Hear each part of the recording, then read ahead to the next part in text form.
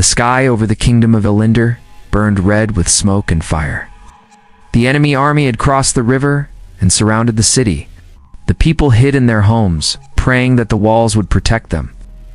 Inside the castle stood Captain Ethan Hale, a tired but determined soldier. He had fought for 3 days without rest, guarding the gates and leading his men through endless battles. His armor was scratched, his hands were bleeding, and his heart was heavy with fear. He knew that the kingdom was on the edge of ruin. In the highest chamber of the castle, Queen Helena lay still on a wide bed. Her face, once bright with life, had turned pale like snow. The healers of the court moved around her in silence, whispering that the poison spreading through her blood had no cure. The air smelled of herbs and candle smoke. Outside her windows, the sound of war and weeping filled the city. Everyone said the queen would not live to see another sunrise. The king stood beside the bed, his face hidden behind his hands. His counselors spoke of surrender, but he did not answer. His world had fallen apart in one cruel night. The queen had been struck by a dagger meant for him. The blade was thin and coated with a strange black oil that none of the physicians could identify. No medicine, no prayer, no charm could undo the damage. Ethan waited outside the chamber, his heart pounding. He had served the royal family since he was 17. He had seen the queen speak to crowds with courage that made every man believe in her. She had always treated him with kindness, always looked at him as more than just a soldier. Now she was dying, and he could do nothing but wait, while others failed to save her. His guilt grew with every passing minute. Night arrived, quiet and cold. The fires in the city began to fade. The last defenders at the gates collapsed from exhaustion. In the royal court, one by one, the physicians left the chamber with lowered heads. The king ordered the guards to stand down and go to their posts. He wished to be alone with his dying queen. Ethan remained outside the door, still unable to leave. Then came a whisper from inside, soft and trembling. The queen was calling his name. The king looked up and nodded for him to enter. Ethan stepped into the room slowly. Candles threw small golden rings of light around the bed. He could see her breathing very faintly. Her lips moved, but the sound was almost gone. He knelt beside her, trying not to cry. "My queen," he said in a rough voice, "I have failed you." Her fingers twitched. She tried to reach for his hand, but did not have the strength. The king turned away and walked toward the window, staring out at the dark fields beyond the city. He could not bear to watch her struggle for breath. Ethan felt a strange pull in his chest. The sight of her suffering sent a deep ache through him, heavier than any wound he had ever known. He could not stop himself from reaching out. He placed his hand on her heart, feeling the faintest beat under his palm. Her skin was cold, her pulse was weak, but something in him refused to let go. He whispered without thinking, the words slipping out like a quiet promise. "You will not die tonight." The queen's body shivered slightly. The air in the room changed, almost as if the world itself had taken a breath. Soft glow began to spread where his hand rested. Ethan blinked and looked around, thinking at first that it was only his imagination. The glow brightened. The queen's breathing grew stronger. Her chest lifted and fell with new life. The color began to return to her cheeks. The king turned from the window in shock. The physicians who had not yet left hurried back into the chamber. Ethan stepped away from the bed, his hand shaking. The light faded slowly, leaving the queen resting quietly, her eyes fluttering open for a moment. Everyone in the room froze. The king fell to his knees beside her. The queen whispered his name, faint but clear. Tears filled his eyes as he pressed her hand to his face. Ethan did not understand what had happened. His heart raced, and his palms still felt warm from the strange light. He backed away and stood in silence while the others gathered around the queen. None of them noticed that his lips were trembling, and his eyes were full of fear and wonder. He looked once more at the queen, alive against all reason, and a thought whispered inside him. This was not the end, but the beginning of something far greater than any war. The night after the queen's recovery was one that no one in the castle could forget. The sky outside was silent, and the fires of battle had cooled. The people of Elinder did not yet know what had happened within the royal walls. They still believed their queen was dying. But inside the castle, whispers of a miracle had begun to flow from chamber to chamber like wind. Servants spoke in wonder. Guards stared wide-eyed at one another. None of them could explain how Queen Helena had opened her eyes after all hope was lost. Ethan Hale could not sleep. He sat on a stone bench in the courtyard, his armor resting beside him, his hands still shaking. The memory of light and warmth would not leave his mind. He looked at his fingers again and again, half expecting them to glow. But they were just hands rough, scarred, and ordinary. He could still feel the faint echo of something strange in them, something that did not belong to this world. When the soft steps of the royal advisor approached, Ethan stood and saluted. The old man smiled faintly and said, "The Queen is asking for you, Captain." Ethan's breath caught in his chest. He followed the advisor through quiet halls where every footstep echoed. When they reached the Queen's chamber, he hesitated at the door. He had entered that room the night before as a desperate man expecting to fail. Now he entered as the man who had somehow saved her. Queen Helena sat upright on her bed, a blanket over her shoulders. Her face was still pale, but her eyes shone with a calm strength. The king sat beside her, holding her hand tightly. When Helena saw Ethan, she asked her husband to allow her a moment alone with the captain. The king hesitated, then nodded and left quietly. Ethan bowed his head low. My queen, I do not understand what happened. I had no right to touch you. I broke the rule of the royal guard. I am ready for your judgment. The queen shook her head. Judgment? You placed your hand upon me and I woke from death. For that, there can be no punishment. Her voice was soft, but steady. She studied him for a moment, as though she could read the confusion in his heart. Tell me, Captain, she said, what did you feel when you touched me? Ethan looked down at his palms. I felt warmth, my queen, like sunlight flowing through me. It was not my strength. It was something greater, something I cannot name. Helena's lips curved into a small smile. Strange, for I felt the same light, but it came from you. Silence settled over them. The queen reached out and placed her hand gently on his arm. Perhaps the healers could not cure me because they looked for power in potions and herbs, she said. Maybe what healed me was something pure faith, devotion, or love. Ethan felt his chest tighten. If that is true, then it was you who gave that to us, my queen. I only wanted you to live. The queen stared at him, thoughtful and kind. Then we share this secret, Captain. You will not speak of it to any soul. There are those who would twist it into something dark or use it for their own gain. Promise me you will say nothing. Ethan nodded without hesitation. You have my word.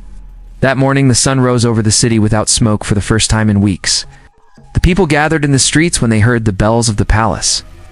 The queen appeared on the balcony, still weak but standing tall beside the king. Her hair shimmered in the sunlight, and her voice carried across the square. My people, she said, Elendor still stands. Yes. Where there is courage, there is life. Where there is hope, there is strength. We will rise again. A wave of cheers and tears swept through the crowd. For the first time since the war began, laughter returned to the city. Hidden behind the balcony doors, Ethan watched the scene quietly. Pride filled his heart, but so did confusion. He wondered if anyone would ever believe what had happened. The queen had told him to stay silent. Yet every heartbeat reminded him of the strange truth that his touch had brought her back from the edge of death. Later that day, the king summoned Ethan to the war council. To his surprise, the king thanked him in front of the officers and granted him the title of Royal Guardian. It was the highest honor a soldier could receive. Ethan accepted, kneeling before the throne, but part of him still felt uneasy. He knew what had happened inside that chamber was more than any act of bravery. That night, as the moon climbed high, Ethan walked to the royal gardens where the air smelled of spring and wet soil. He stared at the stars and whispered, "Why me?" Far away in her chamber, Queen Helena sat by her window and looked at that same sky. She touched her chest where Ethan's hand had once rested and whispered softly, "Whatever it is that binds us, may it be for good." The wind moved through the leaves, carrying their quiet voices into the night. Both of them knew their lives had changed forever, though neither could yet understand why.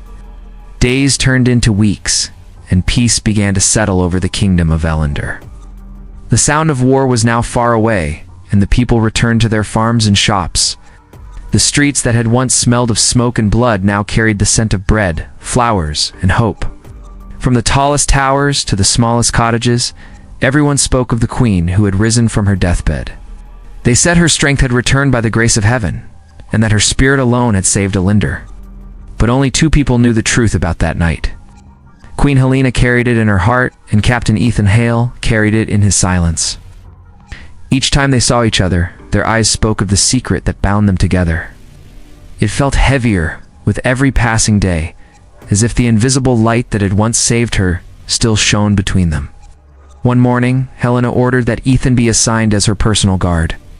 Many in the court were surprised. They whispered that the queen was showing too much favor to a common soldier. But Helena ignored their talk. She trusted Ethan more than anyone in the castle.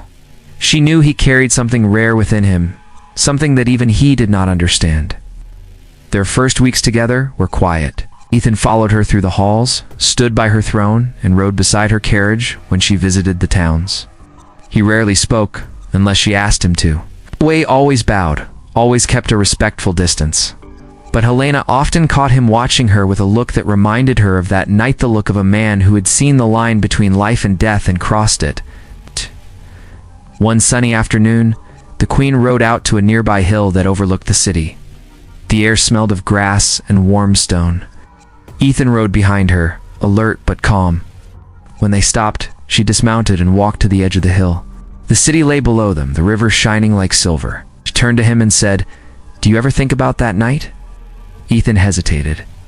"I think of it every day, my queen, but I still cannot explain what happened." "Nor can I," Helena said softly. "But something in me feels changed. The healers say my body is strong, yet I sense there is more to it. When I speak to my people, I feel their hearts respond. It is as if new life flows through everything I touch." Ethan nodded slowly. "Maybe that same life came from you, not me." She smiled faintly. "Or maybe it belongs to both of us."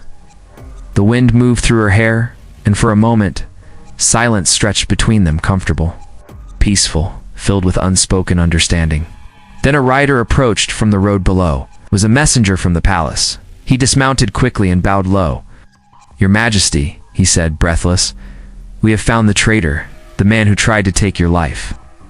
Helena's eyes hardened. "Where?" "In the dungeons, my queen. He was caught trying to flee the city." She looked at Ethan. "Come with me." When they reached the dungeons, the air turned cold and damp. The torchlight flickered along the stone walls. Inside a cell knelt a man in torn clothing. He looked up when the queen entered. His eyes were wild but filled with regret. "I did not mean for it to happen," he said, trembling.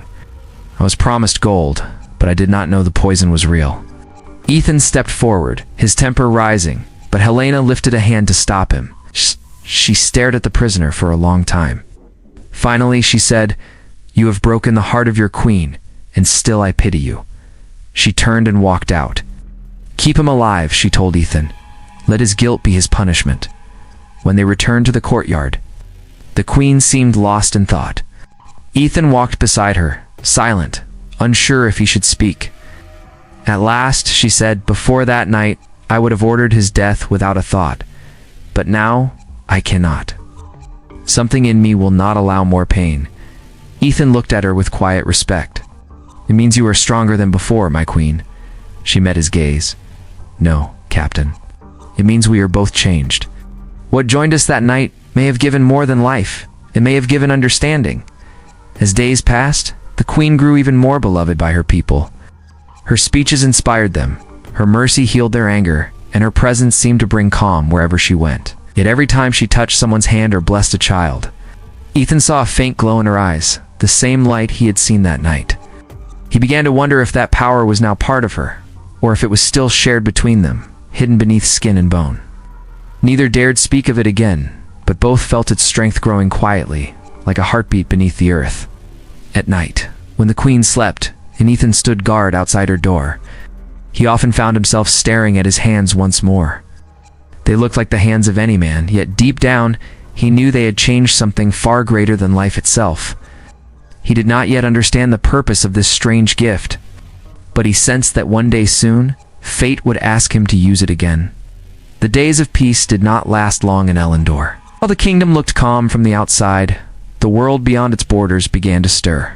Neighboring lords grew jealous of Queen Helena's rising power. They could not accept that a queen thought to be dying now ruled with such new strength.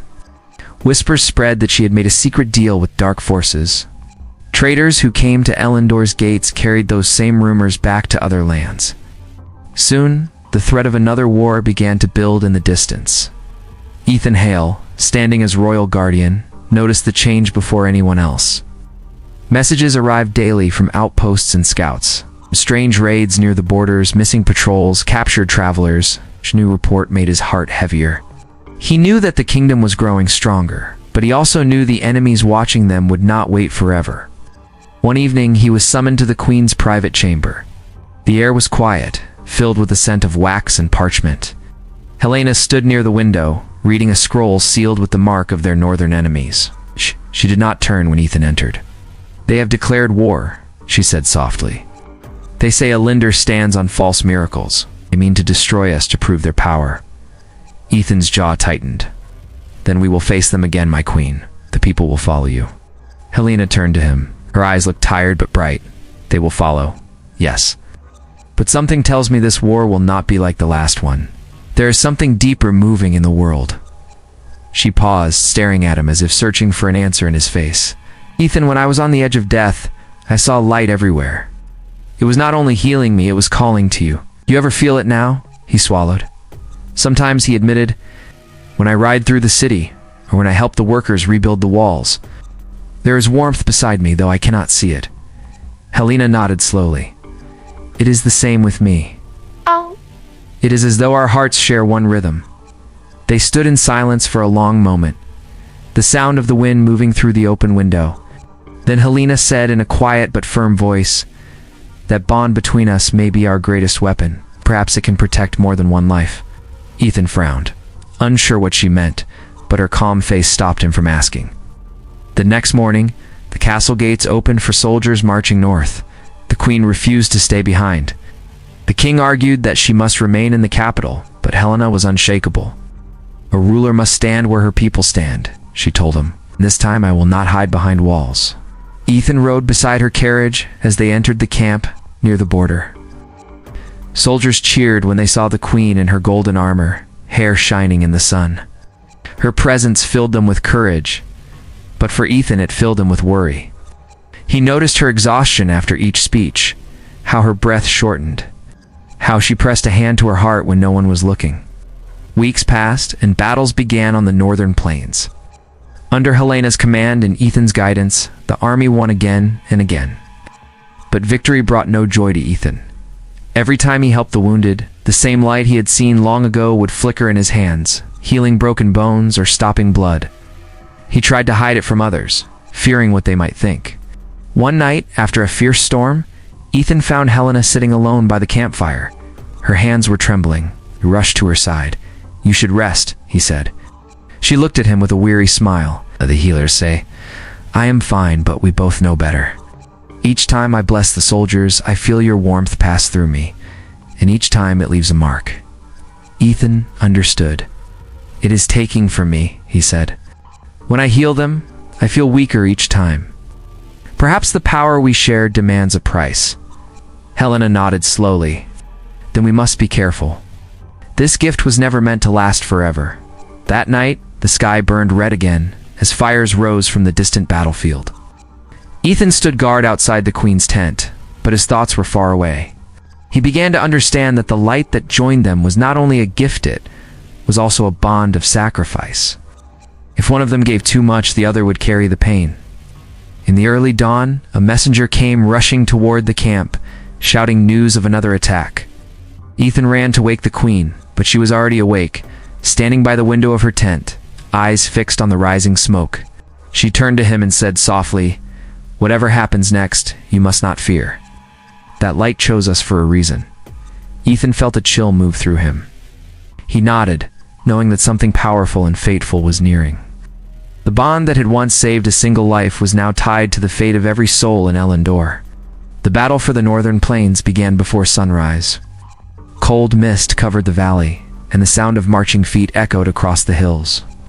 The enemy army waited beyond the river, their banners black against the pale light. Queen Helena stood at the front, her golden armor shining faintly, her breath steady despite her weakness. Captain Ethan Hale rode beside her, his eyes scanning every shadow, ready to defend her with his life. The soldiers of Elender knew they were outnumbered, but they did not fear. The Queen's courage flowed through them. Her calm voice before the battle lifted their hearts higher than armor ever could. She raised her hand over the army, and the wind seemed to answer her. "We fight for peace, not pride," she said. "We fight to protect the light that lives in every one of us."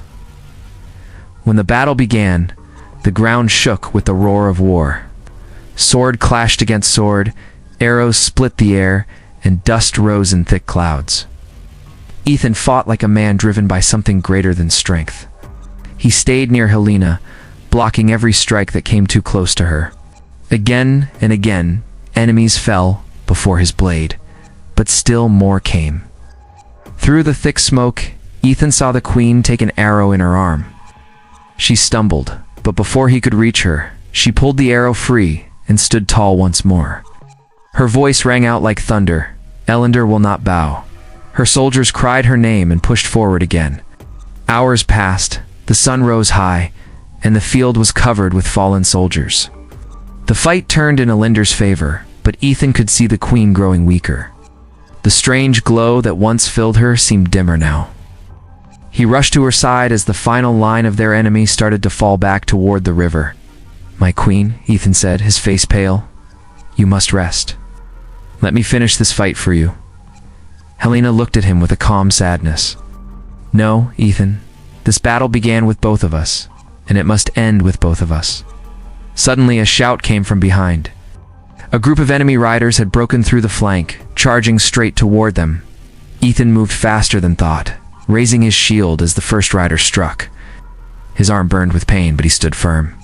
The second rider raised his spear, aiming it at Helena. Ethan turned and caught the blow meant for her. The force of it drove him to the ground. Helena fell beside him, catching his head in her arms. His breathing was shallow, his eyes dim. "No," she whispered. "You have given enough." She placed her hand on his chest, just as he had once done for her. A warm light began to grow between her fingers, faint at first, then bright as morning. Ethan felt it, that same old warmth, soft and powerful, but this time it was different. He saw the light shift from her body into his, and his strength returned. "Stop," he said weakly. "You will lose yourself." Helena smiled through her tears. "You gave me life once, Ethan. Now I give it back." The light grew so bright that every soldier on the field stopped to look. When it faded, the Queen was lying still beside him, her face at peace, her hand still resting over his heart. The wind grew quiet, and the sound of battle ended. Enemy dropped their weapons and fled. They had seen something holy and could not keep fighting. Ethan slowly sat up, his body whole again, but his heart heavy. He lifted the Queen in his arms and carried her to the hill, overlooking the valley. The people of Elender gathered there, silent, as he laid her down beneath the open sky. When the king arrived, he found Ethan kneeling beside her, his head bowed. The king spoke softly. "She gave everything for this land." Ethan nodded, his voice low. "She gave more than life. She gave light to all of us." The sun began to rise again, spilling gold across the valley. Ethan looked at it and felt a strange peace. He could still feel her heartbeat somewhere deep inside his own, soft but eternal. In the weeks that followed, Elender healed.